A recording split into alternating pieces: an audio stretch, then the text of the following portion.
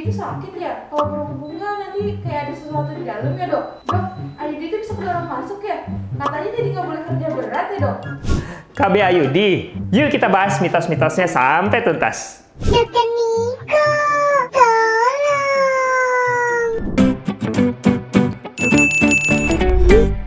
Hai Smart Moms Indonesia, welcome back to Dr. Niko Channel. Sudah dengarkan tadi mitos-mitos tentang IUD? Yuk kita bahas sekarang.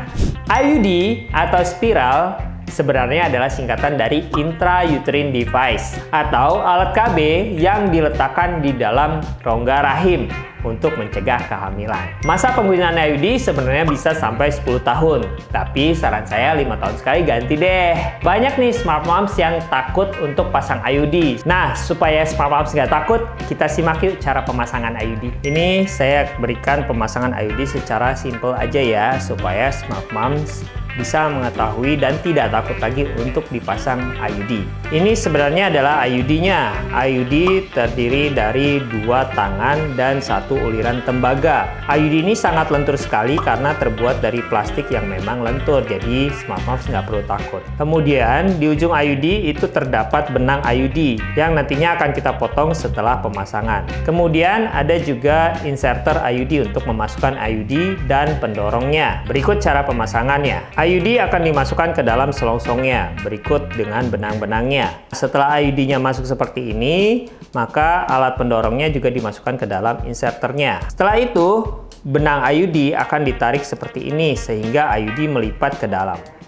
Seperti ini. Kemudian, dokter akan melakukan pembukaan jalan lahir dengan spekulum, lalu dokter akan mengukur panjang rongga rahim Smart Moms. Setelah itu, panjang rongga rahim Smart Moms akan diukur sesuai dengan berapa sentimeter yang terdapat di inserter IUD, seperti ini. Kemudian IUD akan dimasukkan seperti ini ke dalam rahim Smart Moms hingga batas yang sudah ditentukan. Lalu IUD akan didorong sehingga terbuka seperti ini. Kemudian pendorongnya akan ditarik, inserternya pun akan ditarik, lalu akan dilakukan pengguntingan dari benang IUD sepanjang kurang lebih 3 cm. Setelah digunting, benang akan diletakkan di bagian fornix atau bagian dalam dari misfi Smart Moms, sehingga pada saat berhubungan intim diharapkan tidak mengenai penis dan tidak mencederai penis. Demikian pemasangan IUD. Nggak takut lagi kan?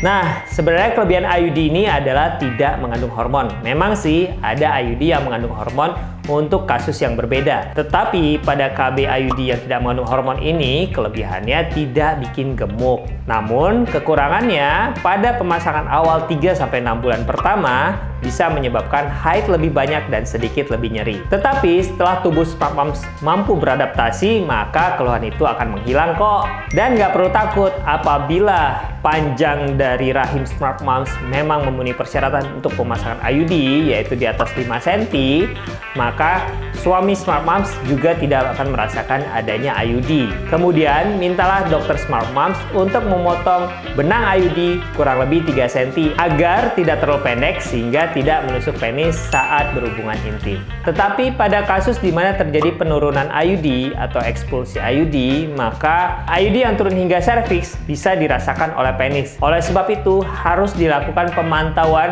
minimal 1 tahun sekali dengan USG untuk mendeteksi posisi dari IUD tersebut. Di masyarakat, ada mitos-mitos di mana IUD bisa berpindah tempat. Sebenarnya, IUD itu nggak punya kaki ya, jadi nggak bisa berpindah tempat. Kondisi ini disebut dengan migrasi IUD, di mana pemasangan IUD yang terlalu lama bisa menyebabkan salah satu tangan IUD tertanam di dalam rahim. Kadang-kadang pada kasus-kasus tertentu, tertanamnya agak dalam sehingga menyebabkan IUD seperti berpindah tempat. Oleh karena itu, sebaiknya dilakukan pemantauan IUD juga setahun sekali dengan USG, dan gantilah IUD tidak lebih dari 10 tahun.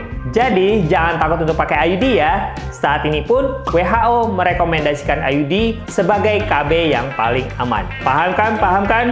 Nah, kalau Smart Moms masih punya pertanyaan lain, boleh nih tulis di kolom komentar di bawah, atau kunjungi Instagram saya di Nicholas_SPOG. Dan ingat-ingat untuk like, subscribe, dan share video ini agar saya tetap bisa menjawab pertanyaan Smart Moms se-Indonesia.